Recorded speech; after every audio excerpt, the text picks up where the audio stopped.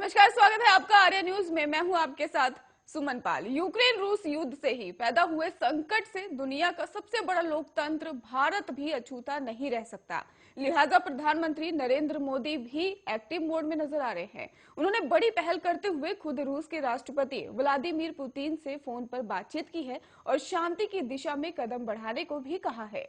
PM Modi और Putin के बीच करीब 20 मिनट तक बातचीत हुई है और पीएम मोदी और पुतिन के बीच इस बातचीत में ही युद्ध शुरू होने के बाद के हालात पर चर्चा भी की गई है। विदेश मंत्रालय की ओर से दी गई जानकारी के मुताबिक इस बातचीत में राष्ट्रपति पुतिन ने पीएम मोदी को यूक्रेन से जुड़े हाल के घटनाक्रम के बारे में पूरी जानकारी दी। तो प्रधानमंत्री नरेंद्र मोदी ने कहा कि रूस और नाटो समूह के बीच विवाद को सिर्फ ईमानदार बातचीत के माध्यम से ही सुलझाया जा सकता है। प्रधानमंत्री नरेंद्र मोदी ने हिंसा को तत्काल खत्म करने की अपील की और राजनयिक स्तर पर ही वार्ता के रास्ते पर लौटने के लिए ही सभी पक्षों से ठोस प्रयास करने का भी आह्वान किया है।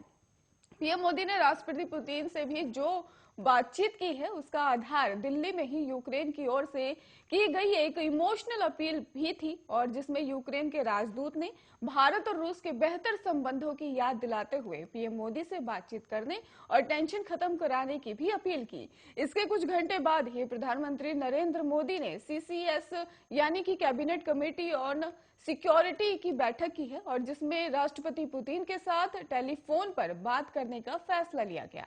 पीएम मोदी ने पुतिन से शांति बहाल करने की अपील की तो साथ ही यूक्रेन में भारतीय नागरिकों, खास तौर पर वहां फंसे छात्रों की सुरक्षा के संबंध में भी भारत की चिंताओं से पुतिन को अवगत कराया। इसके बाद पुतिन ने यूक्रेन में फंसे भारतीय छात्रों को सकुशल बाहर निकालने के लिए अपने अधिकारियों को आदेश जारी करने का भी भरोसा दिया है।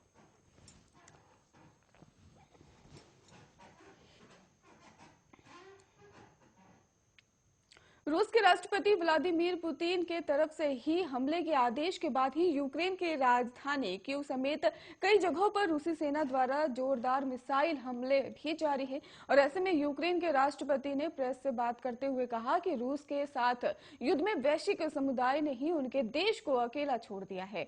वहीं जानकारी के मुताबिक जेलेंस्की ने बताया है कि लड़ाई के पहले दिन ही 127 लोगों को अपनी जान गंवानी पड़ी है और इस लड़ाई में वैश्विक समुदाय ने उनको अकेले छोड़ दिया है। वहीं यूक्रेन में सैन्य अभियान को सही ठहराते हुए रूसी राष्ट्रपति व्लादिमीर पुतिन ने भी कहा है कि रूस की रक्षा के लिए यूक्रेन पर आक्रमण करने वाला कोई रास्ता नहीं बचा है। वहीं यूक्रेन के राष्ट्रपति ने कहा कि रूसी सेना को लेकर भी कब्जा करना चाहता है और उन्होंने ये भी कहा कि हम जान देकर रक्षा कर रहे हैं और रूसी राष्ट्रपति के व्यवहार और प्रतिनिधियों के साथ ही टेलीविजन बैठक के दौरान कहा कि हमारे पास आगे बढ़ने का कोई अन्य तरीका नहीं था। और इस बीच मीडिया रिपोर्ट्स की माने तो रूस और यूक्रेन के राजधानी क्यू पर ही कब्जे की तरफ बढ़ रहा है और क्यू में कर्फ्यू भी लागू कर दिया गया है। उधर रेड क्रॉस ने कहा है कि यूक्रेन में बड़ी तादाद में ही लोग मारे गए हैं और यूक्रेन के राष्ट्रपति वोलोदिमीर ने भी कहा है कि रूसी सेना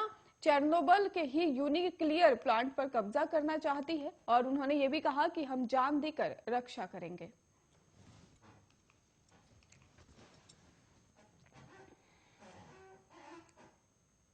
प्रधानमंत्री नरेंद्र मोदी आज बजट के बाद से ही webinar defence call to action में ही संबोधित करेंगे और रक्षा मंत्रालय ने इसकी जानकारी दी है। आपको बता दें कि रक्षा मंत्रालय बजट के बाद ही वेबिनार का ही आयोजन कर रहा है और केंद्रीय बजट 2022 और 23 में ही किए गए ऐलान के आधार पर इसे आयोजित किया जा रहा है। आपको बता दें कि वेबिनार में ही रक्षा मंत्रालय, रक्षा उद्योग, स्टार्टअप और शिक्षा जगत के प्रख्यात वक्ताओं को ही विशेषज्ञों के साथ ही पैनल चर्चा होगी और समापन सत्र की अध्यक्षता रक्षा मंत्री राजनाथ सिंह करेंगे और वेबिनार में ही 4 विषयों पर ही ब्रेकआउट जो सत्र होंगे और इसके साथ ही घरेलू उद्योग के अवसर और चुनौतियों के लिए ही पूंजी खरीद, बजट के ही प्रगतिशील वृद्धि, देश और स्वर्णिम रक्षा अनुसंधान और विकास परिस्थितिक तंत्र का विकास और रक्षा मंत्रालय से संबंधित केंद्रीय बजट 2022 और 23 में ही रक्षा के क्षेत्र में आत्मनिर्भरता को और मजबूती देने को जोर दिया गया है। वेबिनार 25 फरवरी 2022 को ही सुबह 10:30 बजे से दोपहर को 2:15 पर ही आयोजित किया जाएगा। और आपको बता दें कि सत्रों के योजना इस तरह से बनाई गई है जिससे हितधारकों के साथ पर्याप्त बातचीत हो सके और वेबिनार को रक्षा उत्पादन विभाग के यूट्यूब चैनल पर ही लाइव स्ट्रीम भी किया जा सके। और रक्षा मंत्रालय ने एक अधिकारी पे बयान देते हुए कहा है कि रक्षा मंत्रालय से संबंधित केंद्रीय बजट 2022 और 23 ने रक्षा में ही आत्मनिर्भरता को ही गति और दी है। भारत में कोरोना महामारी के नए मामले लगातार कम होते जा रहे हैं और पिछले 24 घंटे में 13,166 नए केस सामने आए हैं। वहीं 302 लोगों की मौत हो गई है। इस दौरान 26,988 लोग इस खतरनाक बीमारी को मात देने में भी सफल रहे हैं। शुक्रवार को जारी हुए केंद्रीय स्वास्थ्य मंत्रालय के आंकड़ों के अनुसार कहा जा रहा है कि भारत में ही नए मामले जोड़ने के बाद अब तक कोरोना के कुल मामलों की संख्या 28,94,345 हो गई है। हालांकि सक्रिय मामलों की संख्या घटकर 1,34,235 हो गई है और शुक्रवार 8 बजे तक आई डाटा के मुताबिक ही 302 नई मौतों के साथ ही कोरोना से मरने वालों की संख्या 5,13,226 हो गई है। वहीं 19 दिन में ही कोरोना के एक दिन में ही मिलने वाले मामलों की संख्या 1 लाख से भी कम बनी है। स्वास्थ्य मंत्रालय के अनुसार 24 घंटे में ही कोरोना से 26,988 लोग ठीक हुए हैं।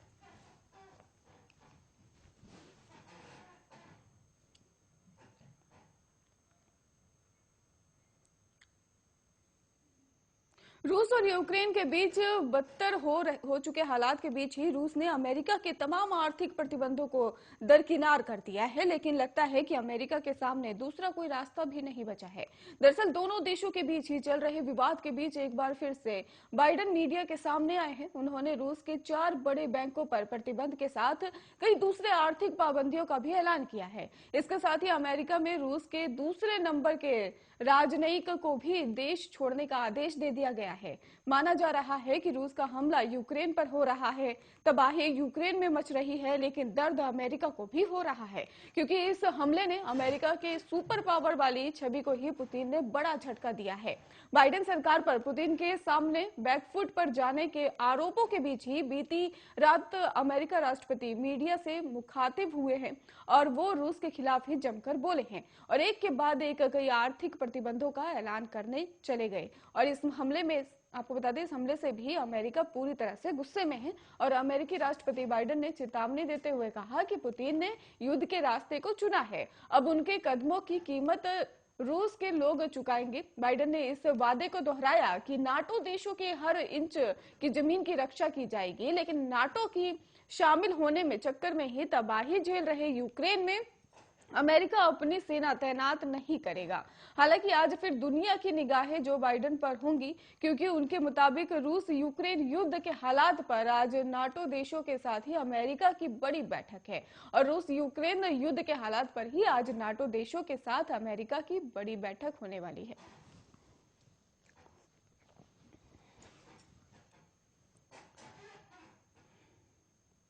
वहीं एनसीपी प्रवक्ता महाराष्ट्र के मंत्री नवाब मलिक की गिरफ्तारी के पीछे कुर्ला में ही जमीन की डील की एक पुरानी कहानी बताई जा रही है।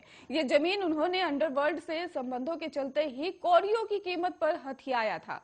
ईडी ने मलिक की गिरफ्तारी के बाद इस कहानी का पर्दाफाश कर बताया है कि कैसे 300 करोड़ की जमीन की डील मलिक ने महज कुछ लाखों रुपए में कर ली थी। और ईडी ने विशेष कोर्ट में कहा है कि मंत्री नवाब मलिक ने कथित रूप से ही मुनीरा प्लम्बर से 300 करोड़ रुपए का प्लांट कुछ लाख रुपए में एक कंपनी के जरिए ही हड़पा था। इस कंपनी का नाम है सोल्डिस्ट इन्वेस्टमेंट और इसके साथ ही कंपनी का मालिक मलिक परिवार है और आरोप लगाया जा रहा है कि मलिक ये कंपनी भगोड़े डॉन दाऊद इब्राहिम की बहन हसीना पारकर और डी गैंग के अन्य सदस्यों के सहयोग से चलाते रहे हैं। और इस संबंध में मुनीरा प्लम्बर की जो ईडी को दिए गए बयान में बताया गया है कि कुर्ला में ही गोवाला कंपाउंड में उनका 3 एकड़ प्लांट था और इस जमीन पर अवैध कब्जे को खाली कराने और विवादों को निपटाने के लिए सलीम पटेल ने उससे 5 लाख रुपए लिए थे, लेकिन उसने ये जमीन थर्ड पार्टी को बेच दी, जबकि सलीम को कभी प्रॉपर्टी को बेचने के लिए नहीं कहा था। ये नहीं, 18 जुलाई 2003 को जमीन के मालिकाना हक ट्रांसफर करने में ही संबंधित कागज पर ही हस्ताक्षर नहीं किया था। उन्हें इस बात की भनक नहीं थी कि सलीम पटेल ने ये जमीन किसी दूसरे को बेच दी।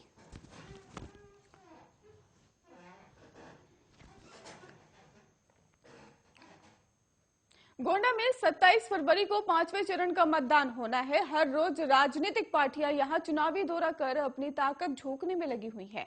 भारतीय जनता पार्टी के प्रदेश अध्यक्ष स्वतंत्र देव सिंह भी गोंडा पहुंचे और यहां पर उन्होंने सदर विधानसभा के बीजेपी प्रत्याशी प्रतीक भूषण के समर्थन सालपुर बाजार के ही विष्णुपुर बैरिया में ही जनसभा को संबोधित करते हुए वोट की अपील की है। वहीं अखिलेश यादव और अन्य विपक्षी पार्टियों को जमकर निशाना साधा है।